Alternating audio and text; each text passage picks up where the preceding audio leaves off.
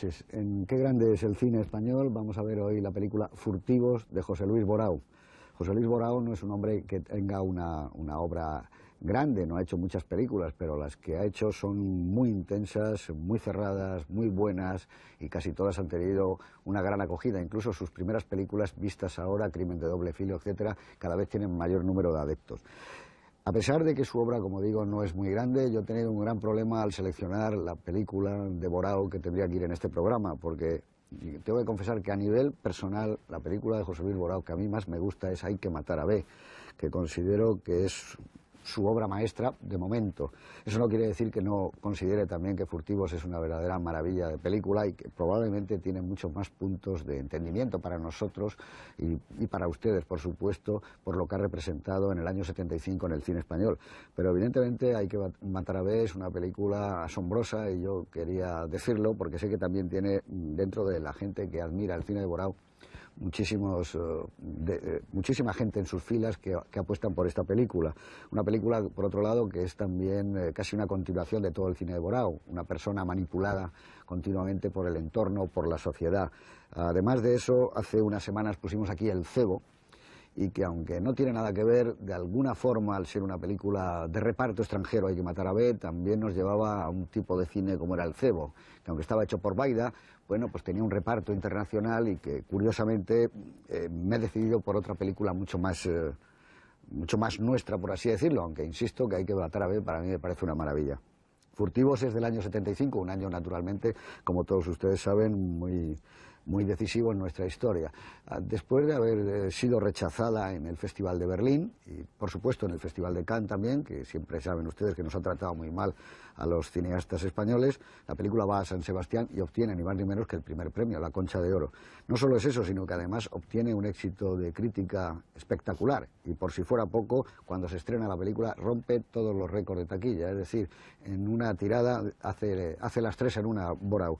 Yo creo que es justo porque es una película no ya muy representativa de su época y de su momento, sino, como decía antes, una obra magníficamente estructurada. Hay que destacar también el guión del propio Borao con Manuel Gutiérrez Aragón y sobre todo porque aparece en un momento clave de nuestra historia. Pero bueno, no quiero pisarle la introducción ni mucho menos a Juan Antonio Porto. Muy buenas noches, Juan Antonio. Buenas noches. Ya ha estado con nosotros, ya saben ustedes que es uno de los grandes guionistas del cine español y que yo le pediría que nos dijera brevemente algo de Furtivos. Bueno, Furtivos es una película española, lo cual no es una tautología, porque bueno, está producida por una productora española, las gentes que intervienen son españolas y España, digamos, es el paisaje de la película. Pero es profundamente española porque a mí me da la sensación de que es una historia muy enraizada, digamos, en nuestra cultura y además en nuestra cultura popular. Curiosamente trata de unos personajes que salen poco en el cine. Para nuestra generación, bueno, los primeros furtivos son seguramente los del bosque de Sherwood en Robin Hood, que los ciervos eran de patrimonio real y los hombres de Robin Hood que tenían que comer, bueno, pues los cazaban clandestinamente como tales furtivos. Pero los furtivos salen bastante en la picaresca. Creo que es en el Guzmán de Alfarache que hay un viajero al que detienen en alguna de las sierras unos bandidos o bandoleros y le dan de comer justamente la carne de los animales que cazan furtivamente con trampas. Y hay un determinado momento en que el personaje piensa si serán de animales cazados con trampas o si será la carne curada de algún viajero.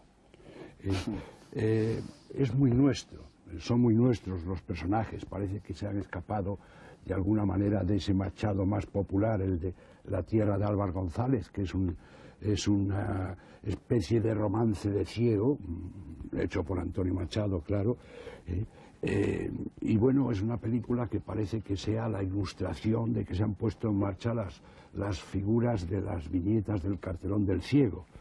A mí me parece una película extraordinaria, me parece que es una película muy inteligente, muy bien escrita, muy matizada, donde nada es inútil, donde hay un extraño y turbador juego subterráneo.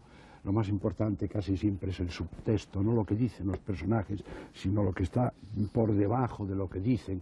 Estos personajes que siempre se vengan por delegación. Al final la patada de las pequeñas contrariedades que sufre el personaje que interpreta Lola Gaos, Martina, se las lleva el perro. Y cuando la contrariedad no es venial sino mortal, se las lleva el lobo. Y además tiene un mérito extraordinario esta película en la época que tú has dicho, el 75, que fue un buen año, porque era muy difícil, aunque bueno, ya estábamos, digamos, en plena flebitis y ya había mucha gente que trataba de bajarse del tren en marcha para apuntarse a demócrata de toda la vida, pero verdaderamente era un año difícil. Y si me permitís, yo puedo contar brevemente algo que expresa muy bien esa dificultad, porque soy un testigo de mayor excepción. Yo pertenecía ese año, como había pertenecido el anterior, al comité de selección del Festival de San Sebastián. Estábamos mi homónimo Porto, Luis Gasca, Pedro Crespo, a la sazón crítico titular de cine del ABC, y yo mismo. Entonces, bueno, la vimos el último día y solo Pedro Crespo y yo, porque ese día no sé por qué razón el otro Porto y Luis Gasca no habían venido, cuando faltaban 5 minutos para que se cerrase el plazo de admisión, porque no había manera de verla. Todo eran dificultades, que si no había copia, que si no habían acabado, etcétera, etcétera. Tanto Pedro Crespo como yo sabíamos que había una copia lista para verse desde hacía días. Y entonces, el día que se cerraba el plazo, la noche que se cerraba el plazo, empezó la proyección en el antiguo sindicato Vertical a las 12 menos 5 de la noche. Porque Pedro Crespo, que estuvo muy bien, le dijo al director del festival, le dijo, bueno, ¿qué pasa con la película Furtivos de José Luis Borao? ¿La vemos o no la vemos? ¿Está en la lista? ¿Hay dificultades? Tal? Pues si no la vemos, antes de que se termine el plazo, a las 12 de esta noche, yo presento la dimisión, dijo Pedro Crespo, y dije, y yo también. Y Pedro Crespo añadió lo que me parece que fue determinante, pero yo además mañana lo publico en el ABC. Y la empezamos a ver a las 12 menos 5. Luego, a través de la sanísima indiscreción del presidente del jurado del Festival Internacional de San Sebastián, que era Antonio Isasi, bueno, pues supe que el propio director del festival no tenía ningún interés y estuvo en todas las sesiones, curiosamente, de que esta película fuera galardonada. Antonio, que fue un buen presidente, consiguió una votación estilo concurso y la ganó. Luego la ganaría también para Deprisa, en Berlín, justamente un día memorable, el 23F. El 23F porque, bueno, me llamó por teléfono cuando por la noche salió de la reunión del jurado, en la cual no estaba el presidente, que lo abordó nada más salir y le dijo dos cosas: mi enhorabuena por que una película española haya sido premiada, y bueno, y mi preocupación porque en España se acaba de producir un golpe de Estado. ¿Sí? Antonio Sassi fue al primer teléfono y me llamó. Deprisa. Bueno, creo que esto conviene recordarlo. Los franceses son muy aficionados a lo que llaman la petit monnaie de l'histoire, la calderilla de la historia, y para los que son más jóvenes, bueno, pues decirles que era un momento especialmente difícil para que una película como esta pasara, porque era muy dura, muy crítica. Salía un personaje de la situación interpretado por el propio director, que era una especie de tonto paternal y cruel, gobernador civil y jefe provincial del movimiento, hay que decirlo entero. Entonces, bueno, me parece que es bueno en la presentación enclavarla en el tiempo, ¿no? Muy bien. Esto es lo que he tratado de hacer, ¿no? Muy bien, muchas gracias. Fernando Mendeleite, buenas noches. Buenas noches. Además tú de cineasta y como en otra faceta tuya, historiador, ¿es el primer desnudo de la historia del cine español? Yo creo que no, ¿no? Porque una de las cosas que esgrimían era prohibir la película por ello, cuando sabíamos todos que los tiros no iban por ahí, claro. Claro. No, yo creo que no es el primer desnudo. Desde luego yo, si mal no recuerdo, el primer desnudo son unos pechos de Silvia Tortosa en El Chulo. Pero tampoco lo aseguraría. Me parece que es la primera vez que sale una actriz, por lo menos medio desnuda en el cine español. No, efectivamente la película tuvo problemas de censura durante todo el año 75, porque la película estaba terminada a comienzos y no se pudo exhibir, no porque la prohibieran en términos globales, sino porque le indicaron a Borau una serie de cortes que no estaba dispuesto a hacer. Había que cortar prácticamente toda la figura del gobernador, que él mismo interpreta, y había que cortar también varias cosas relacionadas con los desnudos, toda la escena en el reformatorio, en las duchas, en fin, había varias indicaciones muy concretas que le destrozaban la película en términos... Se te ve el pajarito también. Claro, se te ve el pajarito también, etcétera, etcétera, ¿no? Entonces Borau optó por seguir una vía indirecta para conseguir que la película se viera, que es negociar su presentación en un festival, y como muy bien habéis contado, pues ni Berlín ni Cannes. Entonces en el último momento se consiguió enganchar al Festival de San Sebastián, y con la selección en el festival consigue al mismo tiempo el permiso de explotación de la película, ¿no? Y bueno, realmente es cierto que es una película tan clara, tan dura y tan poco autocomplaciente, que suponía un riesgo grave en ese momento.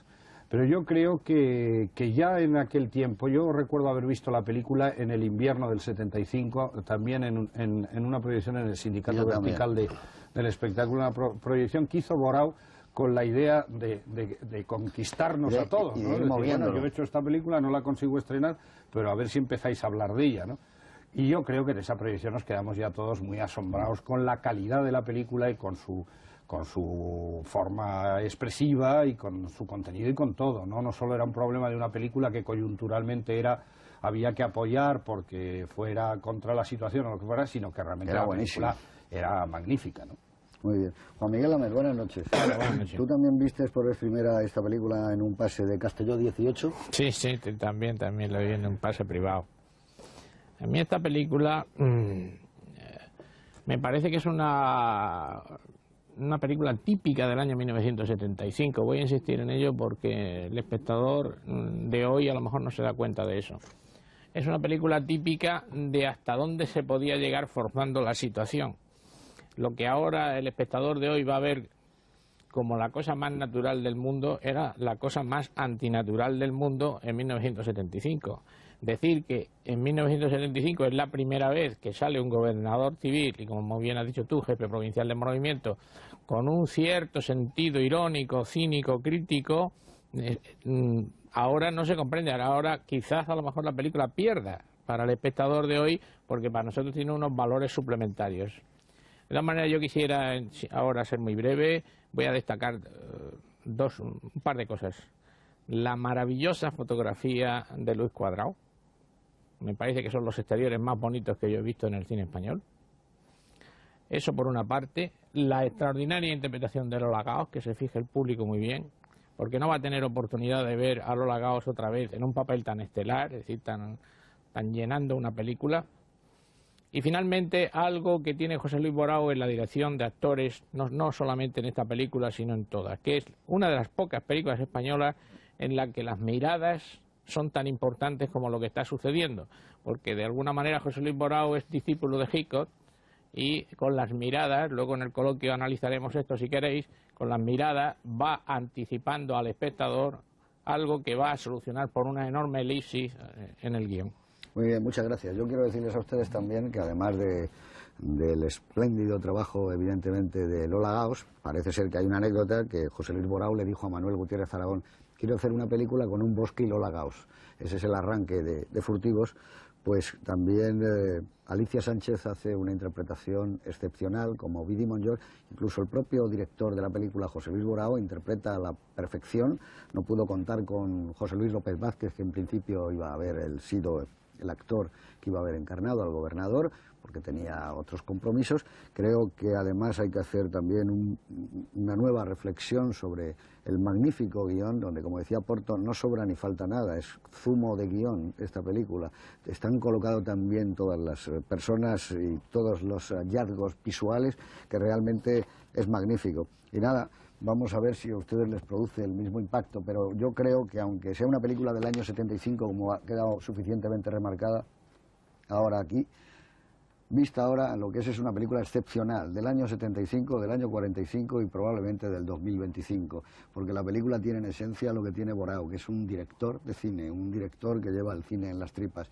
Como decía Juan Miguel Lamet, su maestro ha sido Hitchcock, pero no solo Hitchcock, sino todo el cine americano, y piensen ustedes que se inició con un western y con una película policíaca. Eso ya marca un poco el sentido del oficio que siempre ha pretendido Borao inculcar a sus propias películas. Creo que Furtivos es eso que se suele llamar una obra maestra, y no solo del cine español, probablemente es quizá una de las 2 o 3 mejores películas que se produjeron en el año 1975 en todo el mundo. Con ustedes, Furtivos.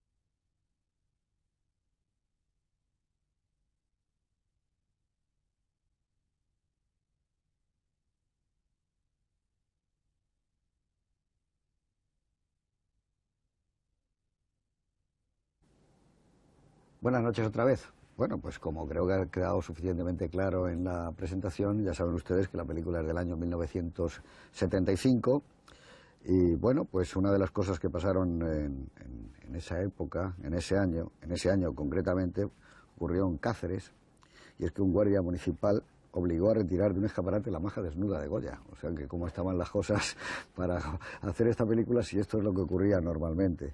Es el año que muere Aristóteles Onassis, estaba casado con Jacqueline Kennedy, pero Jacqueline Kennedy, la relación que tenía era tan nefasta que ni siquiera acudió a las exequias.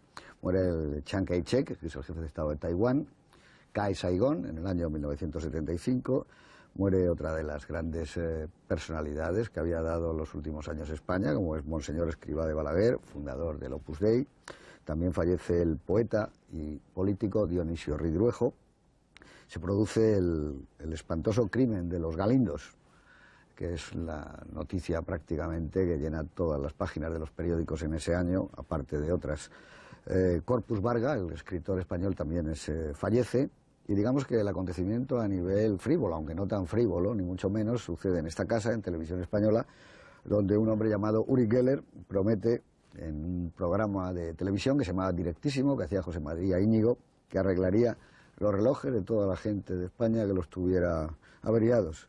Y bueno, pues parece ser que fue una cosa tremenda, que se bloqueó como nunca en la historia de Televisión Española las centralitas, y que mucha gente dijo que sí, que realmente sus relojes habían funcionado, aunque otros decían que no era cierto, que es que siempre había una alta media de relojes que solo como verse podían funcionar. Pero vamos, aquello fue un acontecimiento tremendo.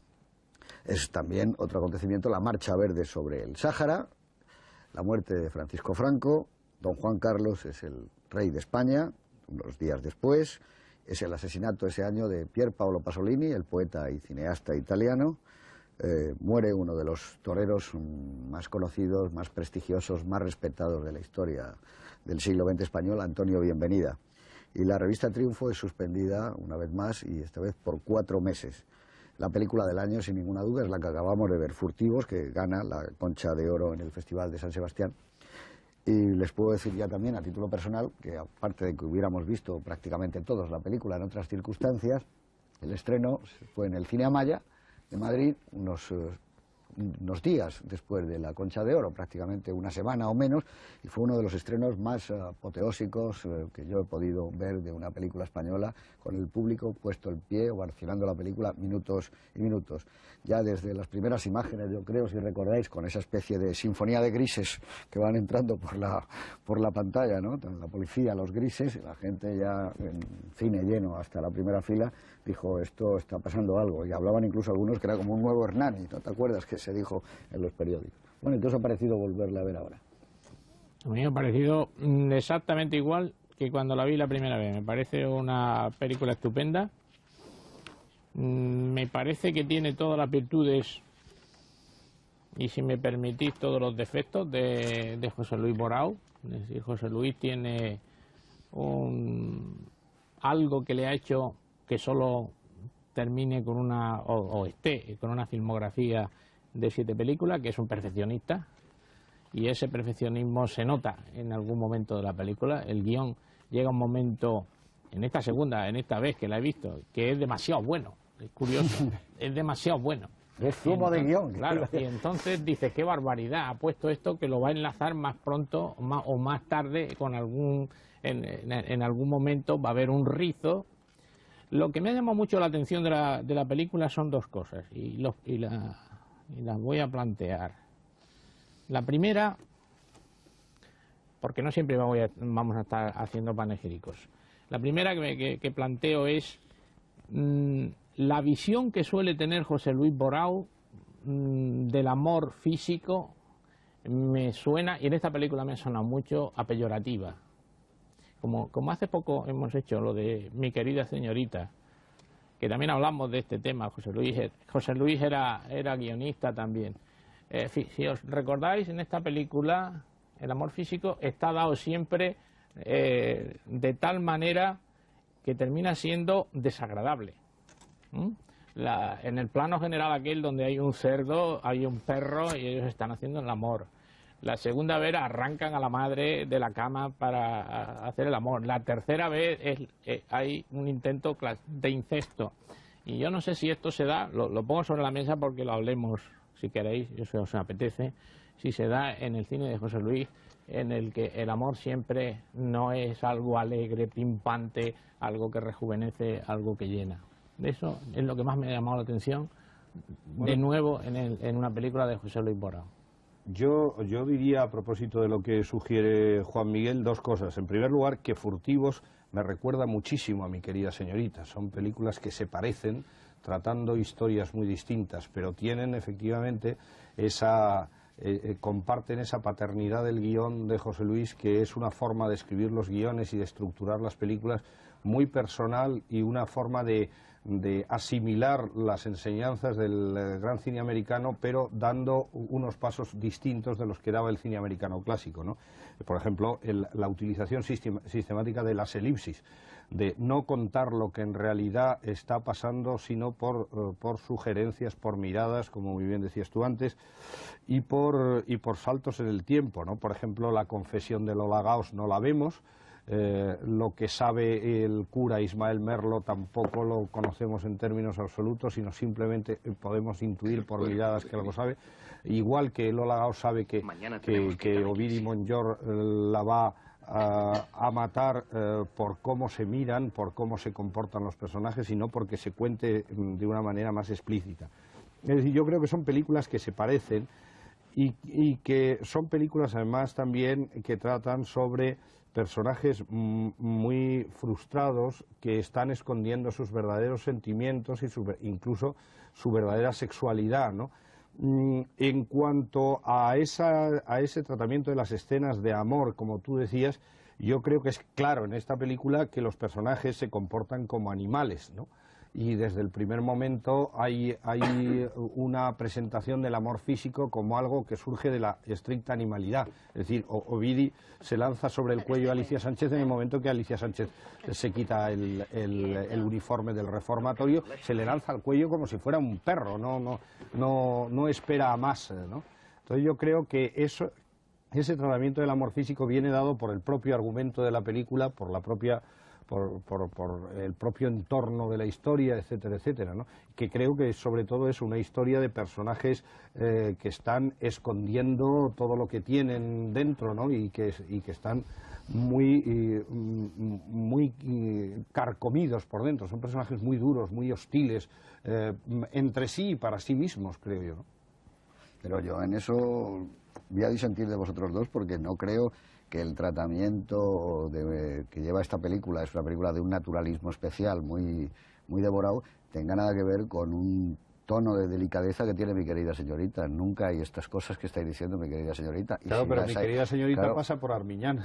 Claro que es el que está diciendo cómo hay que contar la historia. Por eso yo no veo muy claro. A mí lo que sí me parece, en cambio, aquí, que el punto de vista de Borao es realmente de un magisterio absoluto.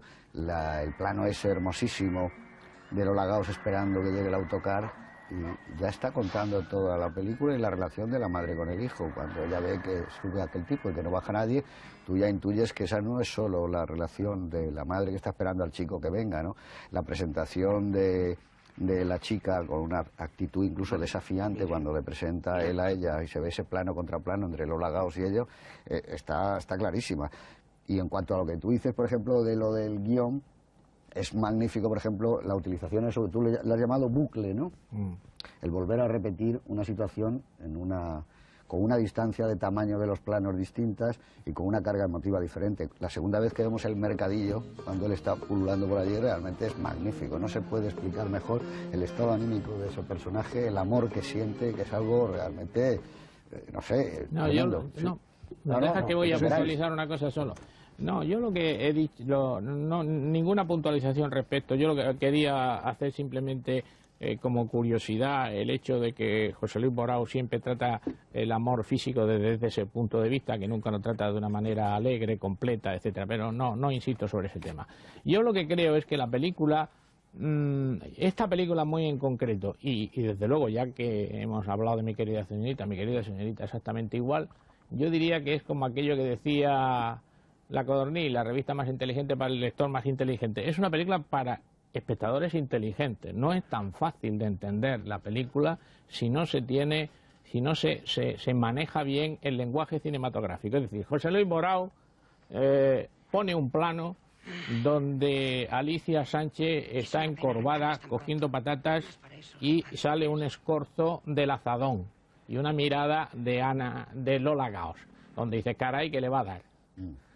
Y mucho más tarde, haciendo una elipsis brutal, casi al final de la película, vuelve a repetir el plano de Alicia Sánchez encorvada exactamente igual. Y es su muerte. Es decir, necesita que el espectador tenga un cierto manejo de la imagen, si no, la película no es tan buena para un espectador vulgar, ¿eh? No, yo lo que creo que en ese sentido es muy rica las elipsis, o sea que es perfectamente comprensible que ese plano amenazante luego tiene su equivalente, pero yo creo que toda la película tiene eso, es decir, las veces que se ven los interiores que están comiendo, cada una tiene un sentido, pero te he interrumpido. No, que va. Bueno, yo estoy de acuerdo con que es una película muy rica, estoy de acuerdo con que hay un manejo inteligentísimo de la elipsis, como lo prueba el hecho de que lo más importante que sucede en la película, que es que la madre mate a su nuera, que es una intrusa, que la considera intrusa desde el momento en que es presentada a ella, o que le es presentada a ella,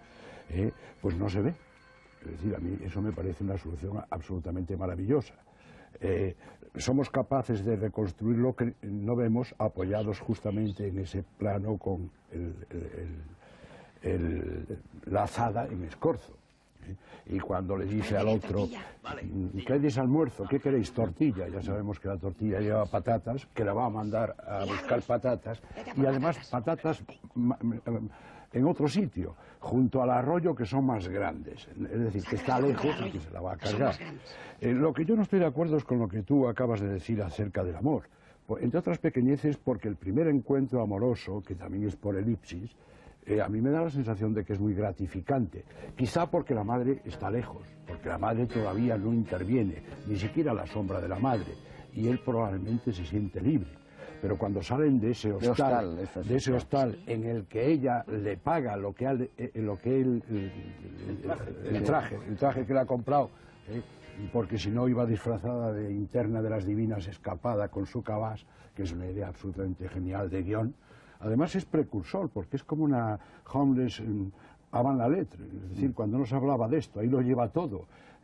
Y por otro lado se convierte, digamos, en el elemento fundamental para descubrir lo que ha pasado por elipsis, ¿no? Sí, pero Ese mecanismo de asociación cuando ve al guardia forestal desprecintar la cajetilla, por mecanismo de asociación dice, voy a ver si está el cabas, y el cabas está. Luego ella no se ha marchado, porque nunca se iría sin el cabas. Forma parte casi de su propia naturaleza. Entonces, a mí me parece que el primer encuentro amoroso es gratificante. Quizá no están comprometidos todavía, pero salen felices. Sí, pero me está dando la razón en una cosa. Sale sonriente. Es que, sí, pero eso es justo... Ella un poco recelosa porque se cruza... Es justo lo que yo quería decir. Habéis llegado justo al sitio de donde yo he partido. El único encuentro amoroso que de alguna manera sospechamos que es gratificante y hermoso y que los dos salen satisfechos y contentos de él, ese único se hace por elipsis y no se ve. Y los que se ven son brutales, crueles, fuertes. Eso es lo que quiero decir. Sí, pero uno además que, no que solo una es escena eso, de es que amor es delicada y tierna, José Luis Borao no la plantea. El del bosque es, además, interruptus literalmente, vamos. Esa moto que oímos, que por cierto es un sonido perfecto porque se va y viene como cuando estamos en un monte o en un bosque, bueno, es literalmente interruptus. Quiero decir que... Sí, pero hay un cerdo y un perro también, hombre. Sí, bueno, pero el cerdo y el perro, digamos, chocarían si eso fuera en la feria en la ciudad, pero el cerdo lo están utilizando para las trufas. Yo no digo que choque, si no he dicho en ningún momento que choque, ni que no me guste, ni nada, sino he puesto sobre la mesa simplemente un hecho curioso, según yo, que las películas que hace José Luis Borao nunca hay un chico y una chica que se aman tiernamente a plena luz del día y que ese amor es gratificante y están encantados, sino que son personajes siempre que sufren con el sexo, que el sexo es se hace de una manera extraña, ruin, vil, picaresca, con un cerdo, con un perro, hay que sacar a una madre de una... Eso es lo que quería decir, que me parece una curiosidad de la filmografía de José Luis Borao. Aquí me parece que en esta película, en una escena también que había en una cocina en Hay que matar a B, pero sobre todo yo creo que aquí está el momento de mayor ternura y de amor que ha hecho José Luis a lo largo de toda su filmografía, que es el instante en que él le coloca el velo cuando están casándose. Ese es un plano maravilloso. Él le coloca el velo y además no queda bien, pero la ternura con que este hombre en el día de su boda le coloca el velo a la chica y vemos en ese momento que le han cortado el pelo. Ese es un momento de amor, vamos, de Nicolas Rey, esa de On Dangerous Ground, ¿cómo se llamaba esa? Es de ese tipo, o sea, es una película... Lo que ocurre es que hay que tener en cuenta que esta es una película muy dura y brutal y por lo tanto yo creo que es una película en la que lo bonito no cabe, es una película entre otras cosas sobre lo feos que han llegado a ser los pueblos de España con el paso del tiempo y con la mistificación, ¿no? En cambio visualmente es bellísima la película. La película es bellísima claro. Visualmente, pero lo que hay dentro de la película es feo y es cruel y es brutal. Y claro, en esta película lo bonito no cabe. Sí, yo creo que hay una ternura en la película. Sí, la hay, y por supuesto la hay en la relación de Ovidi hacia Alicia, ¿no? En el afecto, el deseo y el cariño y lo que supone Alicia para Ovidi, ¿no?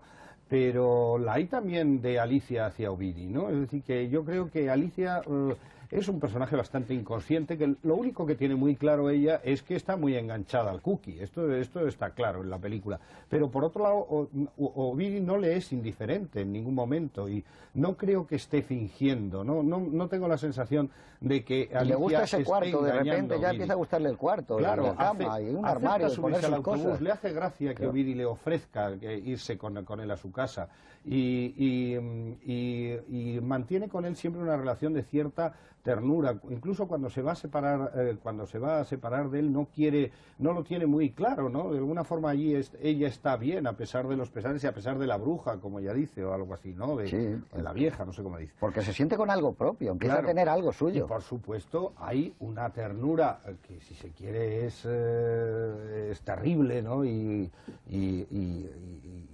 mortal, que es la de Lola Gaos hacia hacia Ovidi, ¿no?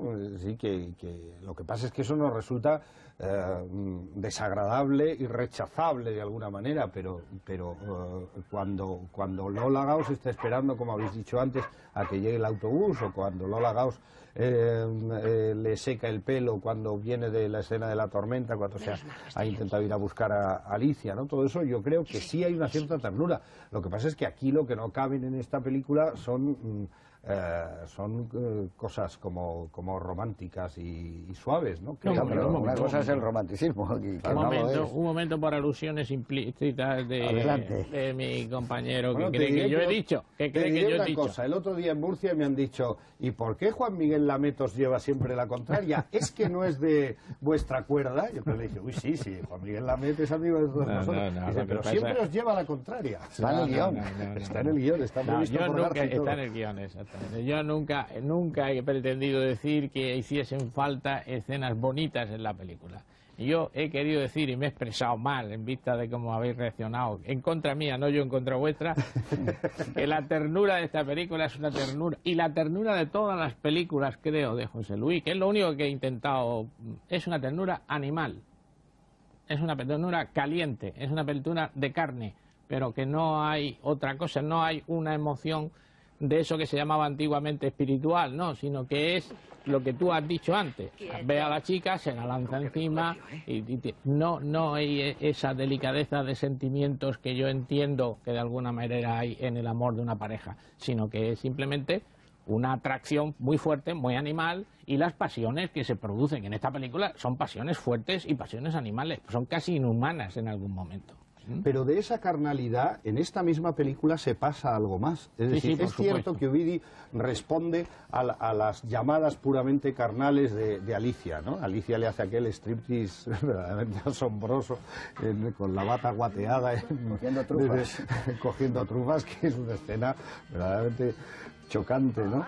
Pero responde a esa llamada del sexo, pero sin embargo a partir de ahí él queda totalmente enganchado, y queda enganchado sentimentalmente, no solo de una manera puramente física, creo yo. Él está enamorado y por ejemplo la relación entre Darren McGavin y Stefano Dran en Hay que matar a B, a mí me parece que pasa de la mera carnalidad, e incluso el amor que siente Patricia Neal hacia Darren McGavin en Hay que matar a B, por ejemplo. Déjame que te diga una sola cosa. Solo una, y acabo, y este tema lo dejo ya. Está muy bien. Lo dejo. El gobernador civil, que justamente, y esto es una bonita imagen, es José Luis Borao. Esa tía le ha absorbido el seso. Le dice a su secretario en el coche, esa tía le ha comido el seso. Esa es la idea del amor. Pero en el mismo sentido que Victoria Abril le comía el seso a Jorge Sanz en Amantes, que veíamos en este programa hace unas semanas, pero hay algo más, o sea, cuando a alguien le comen el seso, y eso quiere decir mucho. Bueno, yo lo que pasa que me da la sensación de que es lógico, porque ella es mucho más fuerte, ella está mucho más baqueteada por la vida, hay un determinado momento... Él vive en un medio rural, exacto, está mucho más cerrado. Él es un solitario, claro. Él es un solitario absoluto, que cuando baja a la ciudad simplemente para comprar sus instrumentos de furtivos, bueno, pues se le ve que no es un hombre de ciudad. Por eso ella lo engancha a él, porque ella está buscando un primo que le ayude a comprarse un vestido de camuflaje. Cómo cruza las piernas, cómo se echa para atrás, claro, la provocación está clara. Y de alguna manera, por instinto, además, lo reclama casi de una manera zoológica, lo rodea, ¿no? Como la hembra al macho en una especie zoológica, ¿no? Entonces, bueno, a mí me da la sensación de que sí también hay espíritu. Lo que pasa que no es el espíritu de un ciudadano, ni siquiera de un hombre rural común, que está pendiente de la siega y de la cosecha. Él es, de alguna manera, un animal carnicero. Vive de esto, vive... Alimañero. Es un alimañero. Es un alimañero que cuenta con complicidades, incluidas la del cura párroco, allí todos se hacen los tontos, incluida el propio gobernador civil, que hemos visto en un determinado momento que asoma la cabeza al desván y ve todos los animales descuartizados, y que incluso le hace un comentario al guardia forestal que hace nuestro amigo Antonio Gamero Aguirre, que dice, es capaz de burlarlos a todos en sus mismas narices. Y dice Antonio Gamero, ofendido en su dignidad de guardia forestal, dice, por ser vos quien sois. Pues nada de eso, como si fuera otro cualquiera. A mí me da la sensación de que sí hay espíritu, lo que pasa que es el espíritu de un ser humano así, solitario, bajo la sombra de esa madre terrible, ¿eh?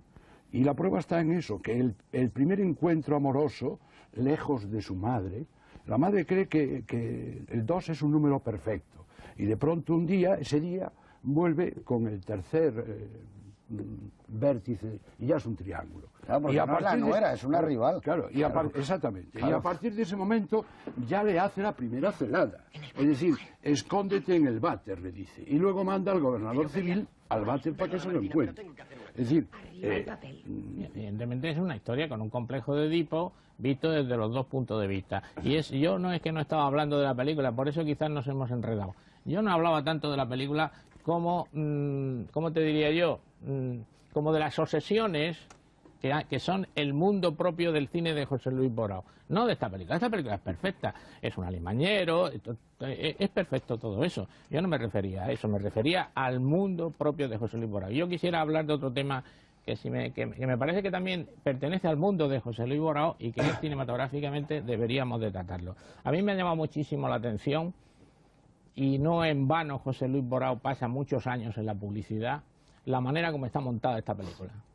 La película está montada, ya habéis visto que no tiene ni fundidos, no tiene encadenados, está montada a corte limpio y está montada también haciendo grandes elipsis, que es exactamente lo que hace el cine publicitario, que pone la imaginación, el espectador pone más con su imaginación de lo que realmente se ha visto en la pantalla. Tú rellenas parte de las imágenes que no están, claro.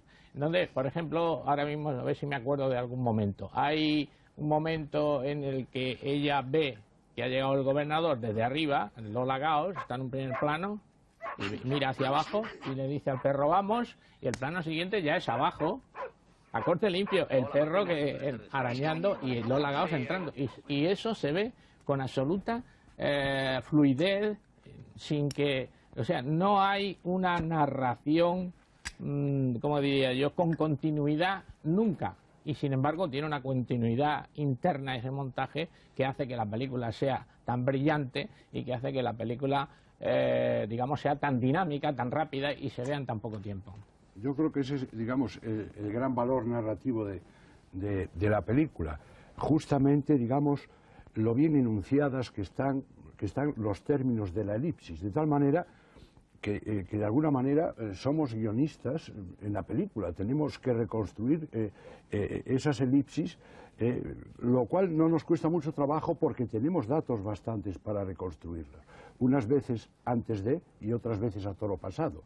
Pero la verdad, a mí me parece que ese es uno de los grandes atractivos narrativos, que es que continuamente tenemos que estar deduciendo y haciendo nuestras propias aportaciones. Y por otro lado, continuamente estamos leyendo el subtexto, ¿no? Es decir, cuando, por ejemplo, que a mí me parece el mejor momento de la película, cuando él sospecha que lo van a mandar detrás del Cookie, porque el Cookie se ha escapado en su terreno, un terreno que domina, este es alimañero, pero es el típico alimañero que en caso de guerra se convertiría en un guerrillero absolutamente genial. Los guerrilleros los hemos inventado los españoles, y son estos son los que les daban sopas con onda a los franceses y les hacían unas perradas por el dominio del terreno. Y además porque en ese momento el Cookie es la alimaña, ¿no? Exactamente. Pero hay un momento que le dice a ella, que a mí me parece un momento memorable, le dice a ella, me van a pedir que lo siga, ¿lo cazo o no lo cazo? Algo así. ¿Qué hago? ¿Sí? Y entonces, bueno, es una pregunta cuya respuesta de alguna manera va a ser decisiva para su propia vida. Y ella, por amor al Cookie, le dice, déjalo, haz lo que quieras primero, pero luego, digamos, le da el ataque y dice, no, perdona que te interrumpa. Le dice, y voy a hacer una imagen, lo que le dijo Jesucristo a Judas. Le dice, haz lo que tengas que hacer. O haz lo que tengas que hacer. Haz lo que tengas que hacer. Exactamente sí, la frase. Haz lo que perfecto, es perfecto. Haz lo que tengas que hacer. Y luego ya, sinceramente, dice, sálvalo y me quedo contigo. Es decir, de alguna manera, cuando tú decías que no había espíritu, esta mujer se sacrifica, vamos. Está dispuesto a perderlo al hombre que ama por salvarle la vida. Al hombre que ama o al hombre con el que está enganchada. Pero renuncia a él por salvarle la vida. Bueno, a mí ese momento me parece absolutamente memorable, porque todos sabemos que es una pregunta decisiva, y que le va a decir, ¿qué hago? ¿Lo dejo escapar? Porque va a hacer, él si quiere cogerlo, lo coge, si quiere matarlo, lo mata, y si lo quiere dejar escapar, lo deja Cosa escapar. que no pasaría en la ciudad donde él está desvalido cuando lo vuelva a encontrar. Exacto. Claro. Y entonces él le está haciendo una pregunta no acerca del futuro del Cookie, sino su propio futuro en relación con ella. Y entonces ella le dice, sálvalo y me quedo contigo. Sabemos que lo va a enganchar y lo va a dejar escapar. Bueno, pues a mí me parece que es absolutamente genial, porque con unos diálogos de un lacónico típicamente campesino, los campesinos hablan poco, y los campesinos solitarios como estos menos todavía, a mí me parece que es de una riqueza tremenda. Porque por otro lado, hay una puesta en escena que ilustra perfectamente esto. Ella está dividida, ¿no? Es decir, no sabe muy bien hasta que le da el ataque y dice, sábalo y me quedo contigo. A ella la vemos reflejada en el espejo, en un espejo de una especie de cómoda. Hay una doble imagen de ella, la que quiere que se salve y la que duda si quedarse con él a cambio de la vida. Y es que esa escena es muy típica. Esa escena es muy típica. Yo que he trabajado con José Luis Borau, hice una película con él hace muchos años, pero después le he seguido y de alguna manera tengo una imagen de José Luis más que como cineasta, como maravilloso profesor de guión. Esa escena es típica de lo que José Luis Borau suele hablar en sus conversaciones e incluso en sus clases. Yo no he asistido, pues no he sido alumno suyo. Yo sí. Pero en sus conversaciones como director guionista, lo que más le gusta a él de una escena es la escena en la que sin modificar el cuadro los personajes cambian de opinión.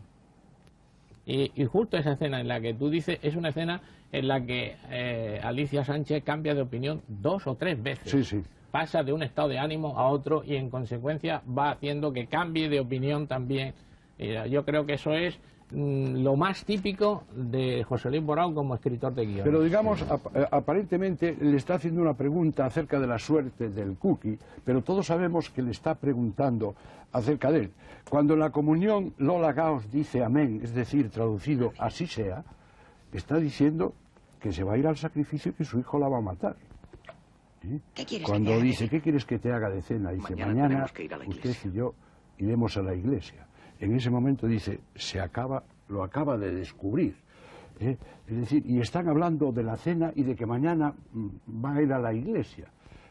Y la cara de Lola... La fe en las miradas y en los objetivos y en la cámara de Borau es tan grande que incluso antes de que se produzca esa situación que tú acabas de decir, que es verdad, cuando él entra, que están jugando a las cartas, solo la mirada que descubre en su hijo dice, aquí ha pasado algo y él lo debe de saber.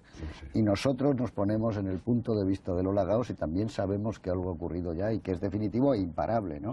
Porque yo creo que una de las cosas, como tú dices, de Borau, es no ya que no mueva la cámara, sino la utilización casi siempre exacta de los objetivos. Es decir, están en el tamaño que deben de estar, ni más grande ni más pequeño. Y eso yo creo que eso es el cine también. Sí, ¿no? Juan Miguel ha dicho una cosa que es muy cierta, y es que José Luis Borau es un gran profesor de guión. Yo tuve la suerte de ser alumno suyo y lo he dicho siempre, no ahora, sino que lo he dicho a lo largo de toda mi vida, que yo prácticamente todo lo que sé de cine en profundidad lo sé gracias a José Luis Borau.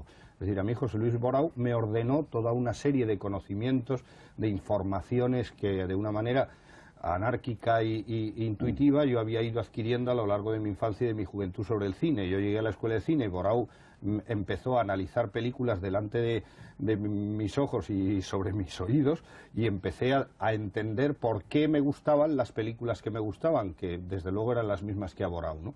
Entonces yo creo que eso hace que sea una persona, un cineasta, que piensa muy bien todo lo que decide luego en un rodaje y en un montaje de una película, y por lo tanto que las películas tengan una densidad de pensamiento y de expresión muy grande, ¿no?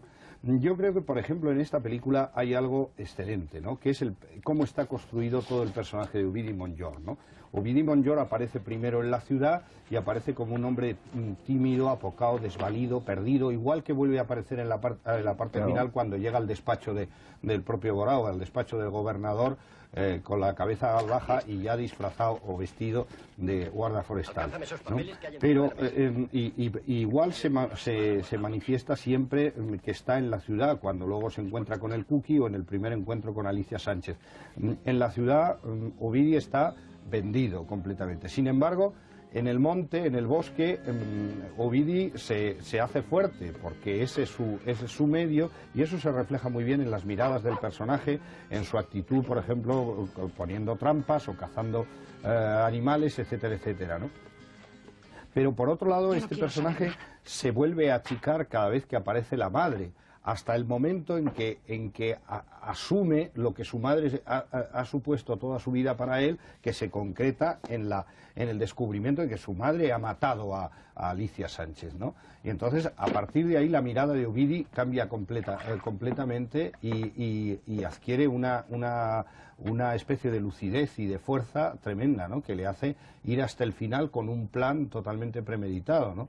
Y convertirse en un personaje cerebral en ese momento, ¿no? Pero yo creo, espera un segundo, yo creo que hay otra cosa. A ver, Juan Miguel, tú que le conoces porque has trabajado y habéis hecho guiones juntos, José Luis y tú, Crimen de doble filo, sin ir más lejos. Esto es una película de verdad, que transmite verdad y que es verdad. Entonces, eso yo creo que es muy difícil de conseguir.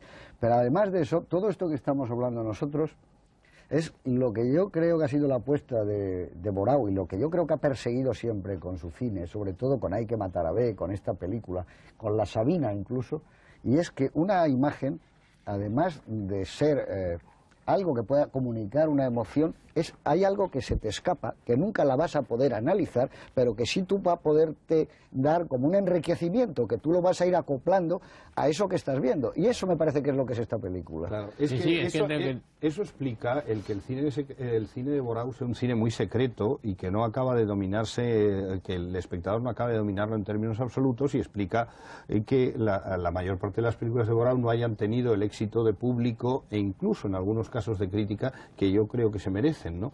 Yo sí veo claramente la obra de Borao como un todo, es decir, me parece que está siempre dando vueltas un poco sobre sus obsesiones, pero contadas siempre a través de argumentos y de ambientes absolutamente distintos. O sea, él siempre te despista cuando vas a ver una película suya. Dices, no, esta se va a parecer a la anterior, y resulta que aparentemente no se parece, porque él de pronto se va a hacer una película en la frontera de México, o se va a hacer aparentemente una comedia con Carmen Maura y Alfredo Landa cuando hace Tata Mía. Sin embargo, sus películas son siempre muy parecidas, y hay por debajo una corriente secreta que es lo que es difícil de abarcar, precisamente porque nunca se permite congratularse de alguna forma con el espectador, ¿no? Es decir, siempre le dice al espectador, oiga, yo le exijo a usted un grado de atención, de análisis y de comprensión de lo que le estoy contando determinado. No le voy a hacer a usted cosquillas, no, le voy a contar las cosas para que usted piense sobre lo que le estén contando, y efectivamente sea usted el que escriba el guión de la película. Eso es exactamente lo que yo antes creo que apunté de la película más inteligente para el lector más inteligente, como la revista más audaz. Bueno, pues lo he puesto como ejemplo en este caso. José Luis Borao exige a un espectador inteligente y un espectador muy cómplice de lo que él realmente quiere decir. En esta película mucho más, porque se une al mundo soterrado, que tú has hablado de él, de José Luis Borao, el hermetismo de Manolo Gutiérrez Aragón, cuyo cine anda también paralelo y cuyo mundo no es muy lejano a esta película. Yo sí quisiera decir algo que no quiero que se me quede dentro, porque creo que a veces, según has dicho tú, sobre el tema del guión, y yo esto lo he tratado muchísimas veces con José Luis Borao, y él no se va a extrañar ahora, seguro que me estará escuchando, no se va a extrañar de oírlo otra vez, que yo creo que la perfección conduce al academicismo, y a veces la perfección de los guiones de Borao para mí son excesivas. Por ejemplo, en esta película concreta, a mí me parece excesivo ese paralelismo entre que él perdona al ciervo y en un momento de exasperación y de amargura mata al ciervo, y la madre hace exactamente lo mismo con el lobo. Es decir, esos juegos paralelos o esos círculos concéntricos dentro del guión es lo que yo le llamo el perfeccionismo, que termina siendo académico y que a mí personalmente me quitan espontaneidad en las películas de José Luis Borao. Bueno, yo en eso sí, ahora yo estoy de acuerdo contigo, que quizá a mí, de toda la película, que me parece magistral, quizá el momento en que él, en ese arrebato, mate al ciervo, es lo que me parece que es obvio. Lo que sí me gustaría, bueno, algunos jugamos con ventaja en este caso, pero es decirle, ¿usted cómo cree que acaba la película? Aunque él se mete la escopeta de 2 cañones y se vuela la cabeza, naturalmente, o Billy Bonjour, eso. Podía haberse puesto un disparo en off. Había otro final de la película que era que descubrían el cuerpo de Lola Gaos y se oía un disparo que él se había matado. Pero había un comentario incluso de Borao que decía hay que ver cómo han terminado, algo así, o que mal han terminado, una cosa así. Y ese final yo creo que incluso se rodó y que no lo montaron al final y que decidieron dejar ese final tan simplemente sugerente, ¿no? La fuerza para mí de la película, yo creo que esta película en concreto, y Hay que matar a Bess, son las 2 mejores películas que ha hecho Borao, es que, por ejemplo, cuando hay esa caminata maravillosa por la nieve que la va a matar, tú estás construyendo en ese momento a una velocidad de 24 fotogramas por segundo en tu cabeza lo que está pasando, lo que están pensando los personajes, si van a hablar o no van a hablar. Eso es lo que yo creo que él ha agarrado la esencia del cine. Y claro, eso, es que en esa secuencia lo que se oye, José Luis, perdona que te interrumpa, y valdría la pena que lo repitiesen, en toda la secuencia lo que se oye son las pisadas sobre la nieve, que le dan una fuerza dramática a la secuencia extraordinaria, y eso es una secuencia magistral. Claro, cierto. Pero que la estamos llenando nosotros, además sí, esa hay secuencia. la conversación esa final en que dice ¿qué vas a hacer? Dice tú sabes lo que voy a hacer y pues hazlo pronto, jodido, o algo así, dice, ¿no? Jodido. Que si tú le quitas qué vas a hacer, ya sabes lo que voy a hacer, y al final es ella que se para y le dice hazlo pronto, jodido, es igual, o sea que la depuración hubiera ido cada vez, vamos, esa hubiera sido la tuya y la mía de otra manera, o un mudo, pero a mí me parece que la riqueza de la película es eso, que él va llenando de conflictos al propio espectador que está rellenando los huecos de la película. Eso es lo que yo creo que es la gran herencia de un cine americano que a él le ha fascinado y que es Hitchcock, y que es Nicolas Rice, y que son esos directores. Yo lo que discrepo es de, digamos, la gratuidad, o rebájalo todos los grados que quieras, de la muerte del ciervo del gobernador civil. ¿Sí? A mí me parece que es un acto de desesperación.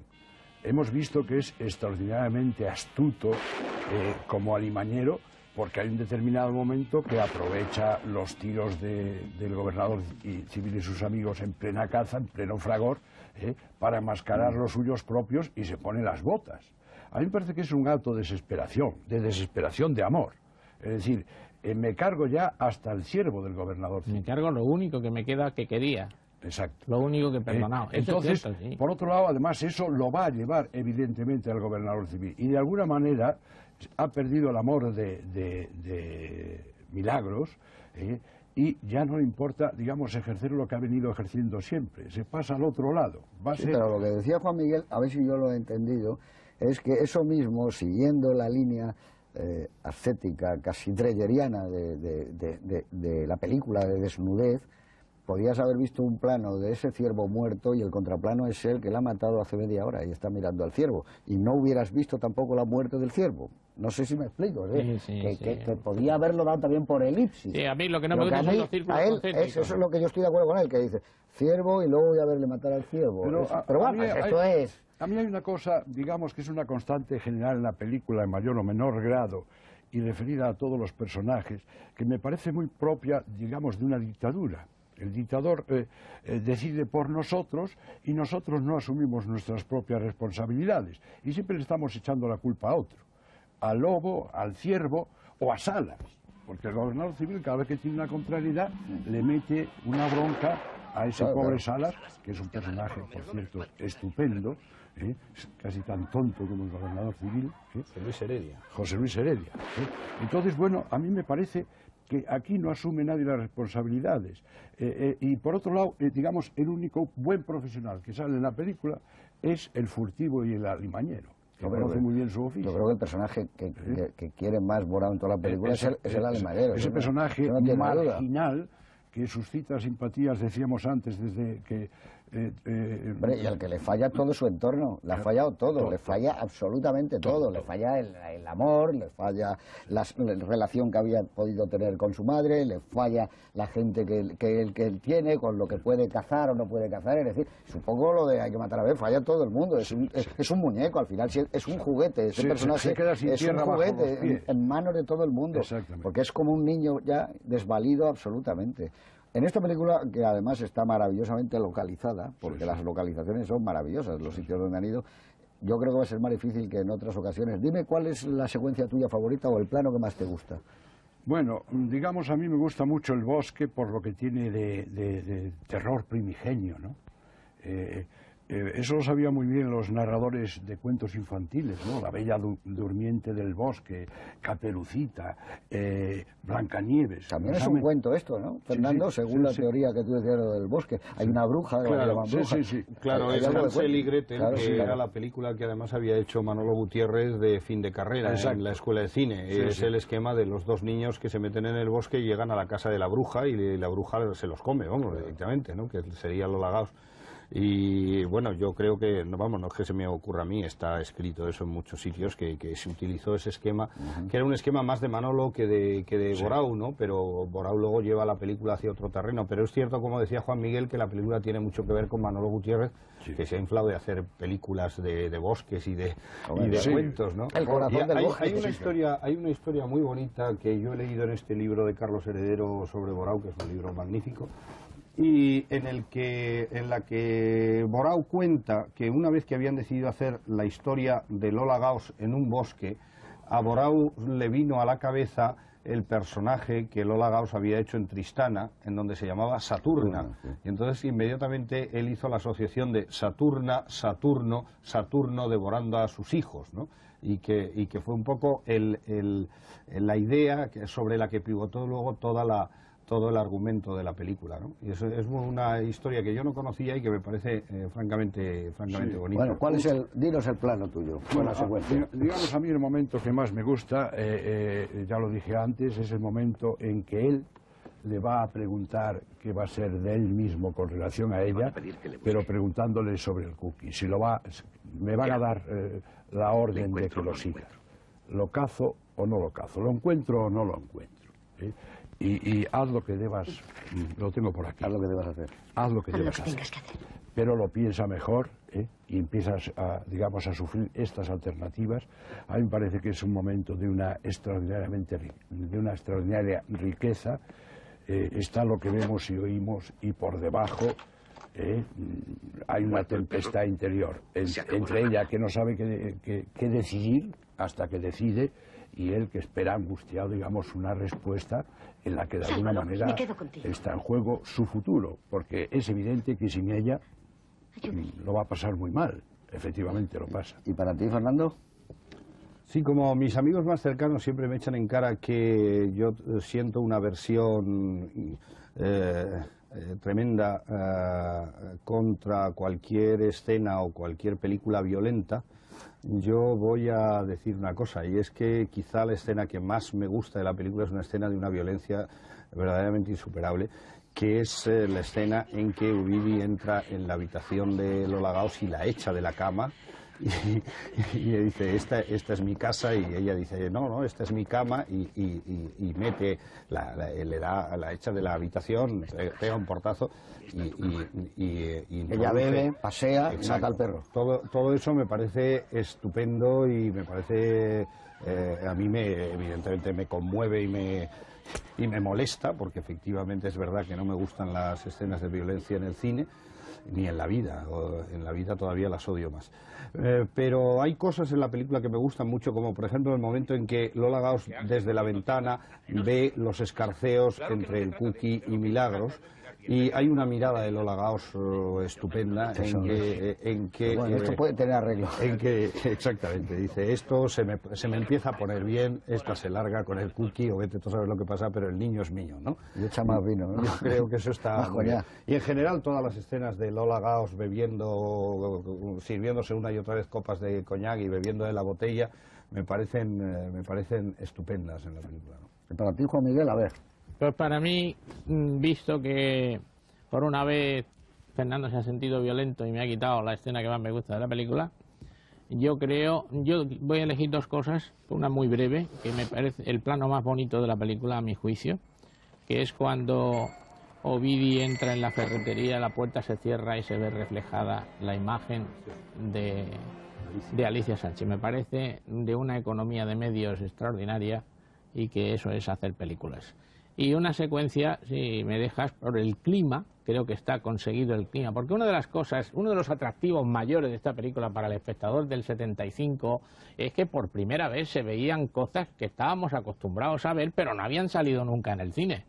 Entonces hay un momento muy brillante, aparte de la primera secuencia de la película, hay un momento muy brillante que es esa noche de lluvia, con los guardias civiles con los capotes, los coches que andan, los guardias forales, todo ese mundo de lluvia, de guardias civiles, gobernadores civiles. A mí me parece que crea un clima de coche que arranca, la marcha atrás, del barro.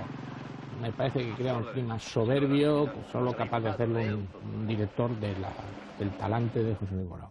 Pues a mí deciros una cosa que no hemos sacado, que me ha llamado mucho la atención cuando he vuelto a ver la película, y es que hay un momento en que aparecen los grises en acción, Sí, al principio. Al principio de la película, llenando totalmente el encuadre, que es casi igual que la entrada de los grises en la biblioteca en Sonámbulos, sí, a cámara lenta. ¿no?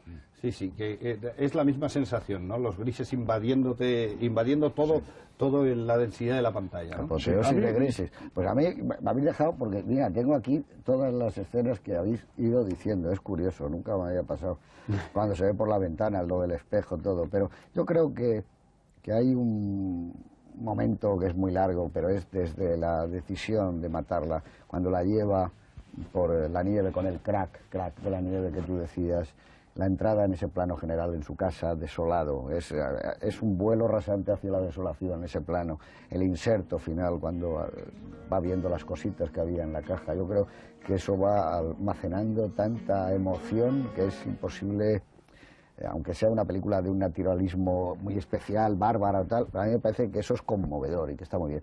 Y me quedaría solo con un plano la salida del hostal. A mí, no el picao, ya no lo necesitaría yo el picao, solo la salida del hostal, la cara que tiene él de felicidad, de alegría, que se la ha pasado muy bien, que van juntos, la calle está semivacía y ella mira un poco así por si se cruza con alguien con recelo. Y nada más, ese trocito, yo el picao yo creo que ya estaba todo contado, ¿no? Ella le dice, ¿te ha gustado? O algo así, ¿no?